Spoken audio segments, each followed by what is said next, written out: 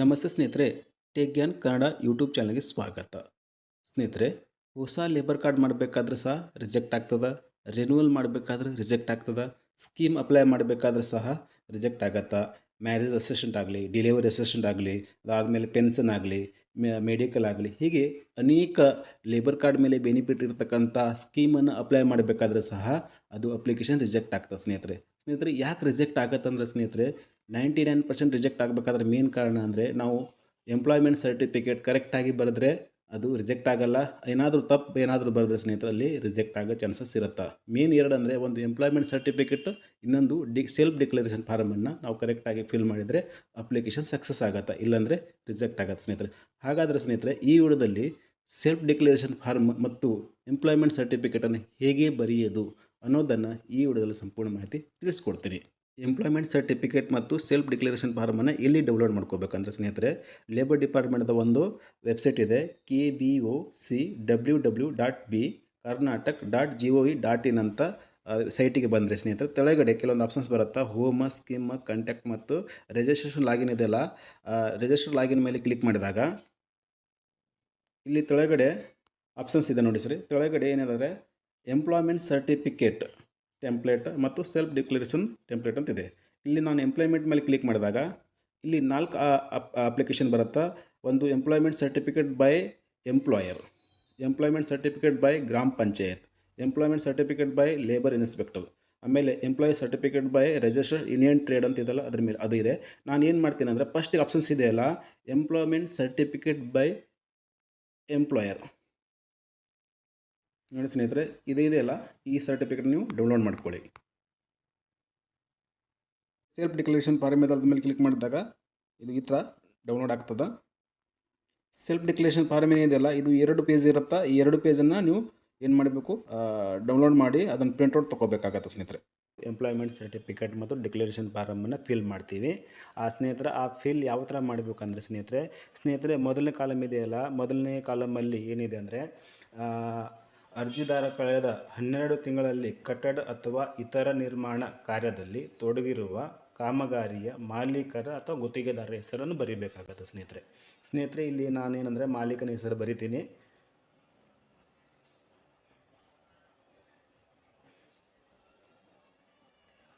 ಧರ್ಮ ನಾಯಕ್ ರಾಥೋಡ್.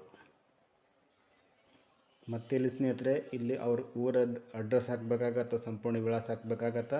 ಇಲ್ಲಿ ಬಸವನಗರ್,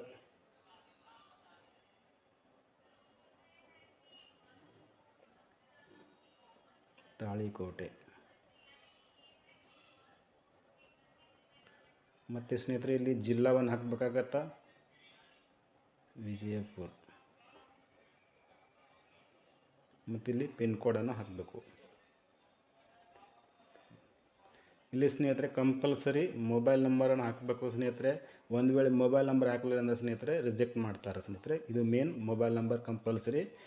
ಮನೆ ನಿರ್ಮಾಣ ಮಾಲೀಕ ಇರ್ತಾನಲ್ಲ ಅವರ ಮೊಬೈಲ್ ನಂಬರನ್ನು ಹಾಕಬೇಕಾಗತ್ತೆ ಸ್ನೇಹಿತರೆ, ಕಂಪಲ್ಸರಿ.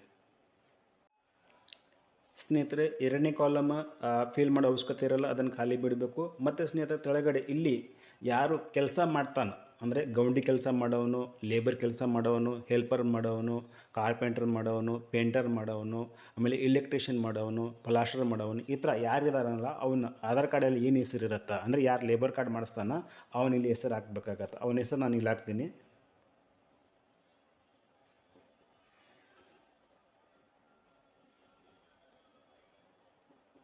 ಅವನ ಆಧಾರ್ ಕಾರ್ಡಲ್ಲಿ ಏನು ಹೆಸರು ಇರುತ್ತೆ ಅದು ಹಾಕಬೇಕಾಗತ್ತೆ. ಅವನ ಅಡ್ರೆಸ್ ಹಾಕಬೇಕು ಸ್ನೇಹಿತರೆ. ಇಲ್ಲಿ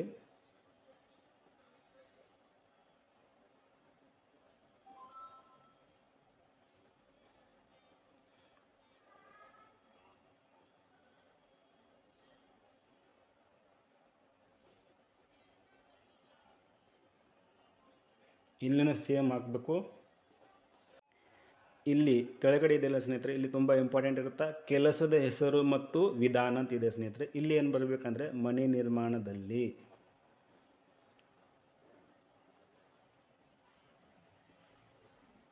ಅವರು ಗೌಂಡಿ ಕೆಲಸ ಮಾಡ್ತಾರೆ, ಗೌಂಡಿ ಗೌಂಡಿ ಕೆಲಸ ಅಂದರೆ ಗೌಂಡಿ ಹಾಕಿ, ಹೆಲ್ಪರ್ ಅಂದರೆ ಹೆಲ್ಪರ್ ಹಾಕಬೇಕು, ಲೇಬರ್ ಅಂದರೆ ಲೇಬರ್ ಹಾಕಬೇಕಾಗತ್ತಾ. ಅವ್ರು ಏನು ಕೆಲಸ ಮಾಡ್ತಾರೋ ಅದನ್ನು ಇಲ್ಲಿ ಹಾಕಬೇಕು ಸ್ನೇಹಿತರೆ. ಸ್ಥಳ ಎಲ್ಲಿ ಅಂದರೆ ತಾಳಿಕೋಟೆ ಅಂತ ಹಾಕಬೇಕು.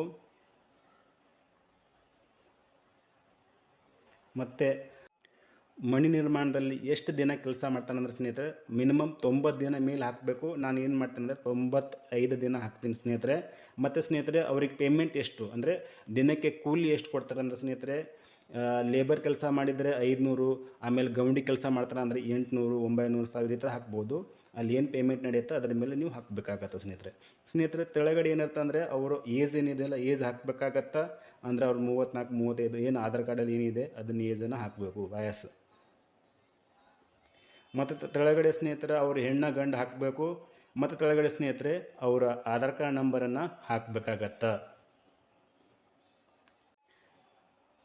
ಸ್ನೇಹಿತರೆ ಇಲ್ಲಿ ಕೆಲವೊಂದು ವಿವರ ಬರೀಬೇಕಾಗತ್ತಂದರೆ ಇಲ್ಲಿ ಏನು ಬರೀಬೇಕಂದ್ರೆ ಸುರೇಶ್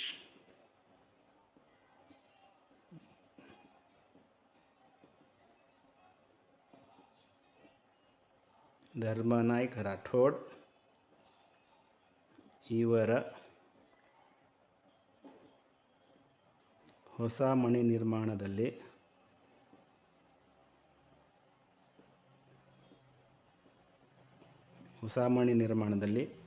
ಗೌಂಡಿ ಕೆಲಸ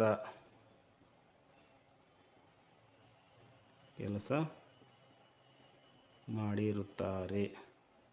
ಸ್ನೇಹಿತರೆ ಇಲ್ಲಿ ಕೆಳಗೆ ದಿನಾಂಕ ಹಾಕಬೇಕು.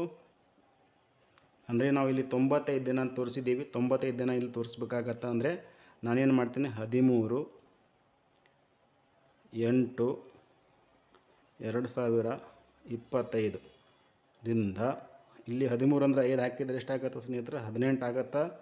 ಅದಾದಮೇಲೆ ಇಲ್ಲಿ 3 ಅಂದರೆ 90 ದಿನ ಅಂದರೆ 11 ಎಂಪ್ಲಾಯ್ಮೆಂಟ್ ಬರೀತಾರ, ಆ ಸರ್ಟಿಫಿಕೇಟ್ ಬರೀತಾರ, ಆ ಡೇಟ್ ಹಾಕಬೇಕಾಗತ್ತೆ ಸ್ನೇಹಿತರೆ. ತೆಳಗಡೆ ಮಾಲೀಕ್ ಅಥವಾ ಗುತ್ತಿಗೆದಾರ ಸಿಗ್ನೇಚರನ್ನು ಹಾಕಬೇಕಾಗತ್ತೆ ಸ್ನೇಹಿತರೆ. ಇಲ್ಲಿ ಕಾಂಟ್ಯಾಕ್ಟರ್ ಏನಾದರೂ ಇದ್ದರೆ ಅಂದರೆ ಗುತ್ತಿಗೆದಾರ ಏನಾದರೂ ಇದ್ದರೆ ಸ್ನೇಹಿತರೆ ಅವ್ರ ಸೀಲು ಮತ್ತು ಅವ್ರ ಸಿಗ್ನೇಚರ್ ಬೇಕಾಗತ್ತೆ. ಇವರು ಮಾಲೀಕರು ಮಾತ್ರ ಅಂದರೆ ಒಂದು ಮನೆ ಕಟ್ಸಿದಾರ ಅಂದರೆ ಅವ್ರ ಮಾತ್ರ ಹೆಸರು, ಅವರು ಇಲ್ಲಿ ಹೆಸರು ಹಾಕಿರ್ತೀವಿ, ತೆಳಗಡೆ ಅವ್ರ ಸಿಗ್ನೇಚರ್ ಹಾಕಬೇಕಾಗತ್ತೆ ಮತ್ತು ಮೊಬೈಲ್ ನಂಬರ್ ಕಂಪಲ್ಸರಿ ಬೇಕಾಗತ್ತೆ ಸ್ನೇಹಿತರೆ. ಈ ಥರ ನಾವು ಎಂಪ್ಲಾಯ್ಮೆಂಟ್ ಸರ್ಟಿಫಿಕೇಟನ್ನು ಬರೀಬೇಕಾಗತ್ತೆ ಸ್ನೇಹಿತರೆ. ಇದು ಸೆಲ್ಫ್ ಡಿಕ್ಲರೇಷನ್ ಫಾರಮ್ ಅಂದರೆ ಸ್ವಯಂ ಘೋಷಣಾ ಪತ್ರ ಇರುತ್ತೆ. ಫಸ್ಟಿಗೆ ಕಾರ್ಮಿಕನ ಹೆಸರು ಸ್ನೇಹಿತರೆ ಮೋಹನ್ ಎಚ್ ರಾಠೋಡ್ ಅಂತ ಹಾಕಿದ್ದೀನಿ. ಮತ್ತು ಸ್ನೇಹಿತರೆ ತೆಳಗಡೆ ಕಾರ್ಮಿಕನ ವಿಳಾಸ ಅಂದರೆ ಸ್ನೇಹಿತರೆ ಅವರ ಅಡ್ರೆಸ್ಸನ್ನು ಹಾಕಬೇಕು. ಮತ್ತು ಸ್ನೇಹಿತರೆ ತೆಳಗಡೆ ಕಾರ್ಮಿಕನ ಆಧಾರ್ ಕಾರ್ಡ್ ನಂಬರನ್ನು ಹಾಕಬೇಕಾಗತ್ತೆ. ಆಧಾರ್ ಕಾರ್ಡ್ ನಂಬರ್ ಏನು ಆಧಾರ್ ಕಾರ್ಡ್ ಇರುತ್ತೆ ಅದು ಹಾಕಬೇಕಾಗತ್ತೆ. ಮತ್ತು ಸ್ನೇಹಿತರೆ ಇಲ್ಲಿ ಕಾರ್ಮಿಕನ ನೋಂದಣಿ ಸಂಖ್ಯೆ ಅಥವಾ ಕಾರ್ಮಿಕನ ಗುರುತು ಚೀಟಿ ಸಂಖ್ಯೆ ಹಾಕಬೇಕಾಗತ್ತೆ ಸ್ನೇಹಿತರೆ. ಇದು ಯಾವಾಗ ಹೊಸ ಕಾರ್ಡ್ ಮಾಡಬೇಕಾದ್ರೆ ಅಲ್ಲಿ ಹಾಕುವ ಅವಶ್ಯಕತೆ ಇರಲ್ಲ ಸ್ನೇಹಿತರೆ. ಇದು ರಿನ್ಯೂವಲ್ ಮಾಡಬೇಕಾದ್ರೆ ಅಥವಾ ಯಾವುದಾದ್ರೂ ಸ್ಕೀಮನ್ನು ಅಪ್ಲೈ ಮಾಡಬೇಕಾದ್ರೆ ಸ್ನೇಹಿತರೆ ಅಲ್ಲಿ ನಮಗೆ ಈ ಕಾರ್ಡ್ ಅಂತ ಇರುತ್ತಾ, ಈ ಕಾರ್ಡ್ ಮೇಲೆ ಇರ್ತಕ್ಕಂಥ ನಂಬರನ್ನು ನೋಂದಣಿ ಸಂಖ್ಯೆಯನ್ನು ಹಾಕಬೇಕು ಸ್ನೇಹಿತರೆ. ಮತ್ತು ಕಾರ್ಮಿಕನ ಮೊಬೈಲ್ ನಂಬರ್ ಹಾಕಬೇಕಾಗತ್ತಾ. ಮತ್ತು ಅವ್ರು ಏನು ಶಾಲೆ ಕಲ್ತಾರ, 1ನೇ ತರಗತಿ, ಪ್ರೈಮರಿ, ಹೈಸ್ಕೂಲ್, ಕಾಲೇಜ್ ಏನು ಕಲ್ತಾರ ಅವರು ಅದನ್ನು ಹಾಕಬೇಕಾಗತ್ತೆ ಸ್ನೇಹಿತರೆ. ತೆಳಗಡೆ ಕಾರ್ಮಿಕನ ಕೆಲಸದ ಸ್ವರೂಪ ಅಂದರೆ ಸ್ನೇಹಿತರೆ ಅವ್ರು ಗೌಂಡಿ ಕೆಲಸ ಮಾಡ್ತಾರ ಅಥವಾ ಲೇಬರ್ ಕೆಲಸ ಮಾಡ್ತಾರೆ ಅಥವಾ ಕಾರ್ಪೆಂಟ್ರ್ ಮಾಡ್ತಾರೆ. ಅವ್ರು ಏನು ಕೆಲಸ ಮಾಡ್ತಾರೆ ಅಂದರೆ ಸ್ನೇಹಿತರೆ ಇಲ್ಲಿ ಗೌಂಡಿ ಕೆಲಸ ಅಂತ ಹಾಕಿದ್ದೀನಿ, ಇಲ್ಲಿ ಗೌಂಡಿಯನ್ನು ಹಾಕಬೇಕಾಗತ್ತೆ ಸ್ನೇಹಿತರೆ.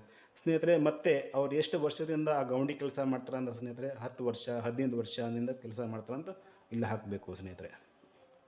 ಇದು ಹಾಕೋ ಅವಶ್ಯಕತೆ ಇಲ್ಲ, ಬರೆಯೋ ಅವಶ್ಯಕತೆ ಇಲ್ಲ.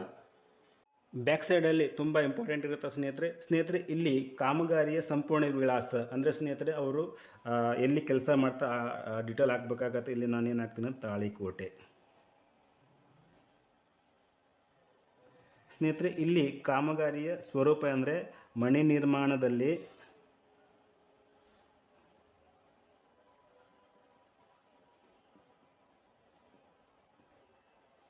ಗೌಂಡಿ ಕೆಲಸ. ಮತ್ತು ಸ್ನೇಹಿತರೆ ಇಲ್ಲಿ ಯಾರು ಮಾಲೀಕರು ಇರ್ತಾರೆ ಅವನ ಹೆಸರು ಹಾಕಬೇಕಾಗತ್ತೆ ಇಲ್ಲಿ. ಅಂದರೆ ಸುರೇಶ್, ನಾನು ಧರ್ಮನಾಯ್ಕ್ ಅಂತ ಹಾಕಬೇಕು ಇಲ್ಲಿ ಪೂರ ರಾಠೋಡ್. ಮಾಲೀಕನ ಪೂರ್ಣ ಹೆಸರು ಹಾಕಬೇಕಾಗತ್ತೆ ಮತ್ತು ತೆಳಗಡೆ ಅವರ ಅಡ್ರೆಸ್ಸನ್ನು ಹಾಕಬೇಕಾಗತ್ತೆ ಸ್ನೇಹಿತರೆ. ಮತ್ತು ತೆಳಗಡೆ ಅವರ ಮೊಬೈಲ್ ನಂಬರ್ ಕಂಪಲ್ಸರಿ ಹಾಕಬೇಕು ಸ್ನೇಹಿತರೆ. ಇಲ್ಲಿ ಮೊಬೈಲ್ ನಂಬರ್ ಕಂಪಲ್ಸರಿ ಹಾಕಬೇಕು ಮತ್ತು ಸ್ನೇಹಿತರೆ ಈ ಕಾಲಮ್ ಏನಿರಲ್ಲ, ಈ ಕಾಲಮ್ ಹಾಕೋ ಅವಶ್ಯಕತೆ ಇರಲ್ಲ. ಇಲ್ಲಿ ಇದು ಹಾಕೋ ಅವಶ್ಯಕತೆ ಇಲ್ಲಿ ಯಾವುದಂದ್ರೆ ಸ್ನೇಹಿತರೆ, ಯಾರಾದರೂ ಕಾಂಟ್ರಾಕ್ಟರ್ ಅವ್ರ ಅಂಡ್ರಲ್ಲಿ ಏನಾದರೂ ಕೆಲಸ ಮಾಡಿದರೆ, ಅವ್ರು ಏನಾದರೂ ಲೈಸೆನ್ಸ್ ಇತ್ತಂದ್ರೆ ಸ್ನೇಹಿತರೆ, ಆ ಲೈಸೆನ್ಸ್ ನಂಬರ್ ಇಲ್ಲಿ ಹಾಕಬೇಕಾಗತ್ತೆ.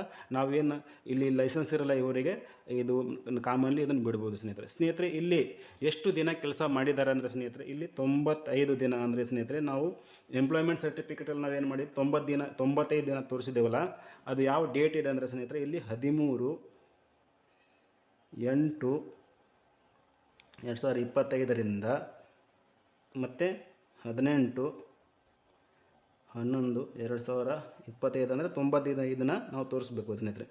ನಾವಿಲ್ಲಿ ಪೇಮೆಂಟ್ ಎಷ್ಟು ಕೊಟ್ಟಿದ್ದೇವೆ ಅಂದರೆ 800. ಸ್ನೇಹಿತರೆ, ಇಲ್ಲಿ ಇಂಪಾರ್ಟೆಂಟ್ ಇರೋದು ಸ್ಥಳ ಮತ್ತು ದಿನಾಂಕ. ಇದಾದಮೇಲೆ ಸ್ನೇಹಿತರೆ ತೆಳಗಡೆ ಸಾಕ್ಷಿ ಹಾಕಬೇಕಾಗತ್ತೆ ಸ್ನೇಹಿತರೆ. ಅಂದರೆ ಅವರು ಲೇಬರ್ ಕೆಲಸ ಮಾಡ್ತಾರೆ, ಗೌಂಡಿ ಕೆಲಸ ಮಾಡ್ತಾರಂತ ಕಾರ್ಮಿಕ ಇಲಾಖೆಯಿಂದ ಫೋನ್ ಮಾಡಿ ಅವ್ರು ಕೇಳ್ತಾರೆ ಸ್ನೇಹಿತರೆ. ಇದು ಕರೆಕ್ಟಾಗಿ ಅವ್ರು ಡೀಟೇಲ್ ಹಾಕಬೇಕು. ಅಂದರೆ ಇಬ್ಬರು ಸಾಕ್ಷಿ ಹಾಕಬೇಕಾಗತ್ತೆ. ಅಂದರೆ ಅವ್ರ ಹೆಸರು ಹಾಕಬೇಕು, ಅವ್ರ ಮೊಬೈಲ್ ನಂಬರ್ ಹಾಕಬೇಕು ಸ್ನೇಹಿತರೆ. ಮತ್ತು ಸ್ನೇಹಿತರೆ ಇನ್ನೊಬ್ಬರ ಹೆಸರು ಹಾಕಬೇಕು, ಪೂರ್ಣ ಹೆಸರು ಹಾಕಬೇಕು, ಮತ್ತು ಮೊಬೈಲ್ ನಂಬರ್ ಹಾಕಬೇಕು. ಮತ್ತು ಸ್ನೇಹಿತರೆ ತೆಳಗಡೆ ಏನು ಮಾಡಬೇಕಂದ್ರೆ ಇಲ್ಲಿ ಯಾರು ಕಾರ್ಮಿಕ ಕೆಲಸ ಮಾಡ್ತಾರಂದ್ರೆ ಮೋಹನ್ ಎಚ್ ರಾಠೋಡ್ ಇದಲ್ಲ, ಮೋಹನ್ದು ಅವರ ಏನು ಮಾಡಬೇಕು, ಅವ್ರ ಸಿಗ್ನೇಚರ್ ಮಾಡಬೇಕು. ಇಲ್ಲಿ ನಾನು ಮಾಡ್ತಾಯಿದ್ದೀನಿ, ಇಲ್ಲ ಅವರೇ ಅವ್ರ ಕೈಲೇ ಮಾಡಿಸ್ಬೇಕಾಗತ್ತೆ ಸ್ನೇಹಿತರೆ. ಈ ಥರ ನಾವು ಎಂಪ್ಲಾಯ್ಮೆಂಟ್ ಸರ್ಟಿಫಿಕೇಟ್ ಮತ್ತು ಸೆಲ್ಫ್ ಡಿಕ್ಲರೇಷನ್ ಫಾರಮನ್ನು ನಾವು ಫಿಲ್ ಮಾಡೋದನ್ನು ಈ ವಿಡಿಯೋದಲ್ಲಿ ತಿಳಿಸ್ಕೊಟ್ಟಿದ್ದೀನಿ ಸ್ನೇಹಿತರೆ. ಈ ಥರ ನಿಮ್ಮ ಮಾಹಿತಿ ನಿಮ್ಗೆ ಇಷ್ಟವಾದರೆ ಸ್ನೇಹಿತರೆ, ನಮ್ಮ ವಿಡಿಯೋನ ಶೇರ್ ಮಾಡಿ, ನಮ್ಮ ಚಾನಲ್ನ ಸಬ್ಸ್ಕ್ರೈಬ್ ಮಾಡಿ ಅಂತ ಹೇಳ್ತಾ ಧನ್ಯವಾದ ಸ್ನೇಹಿತರೆ.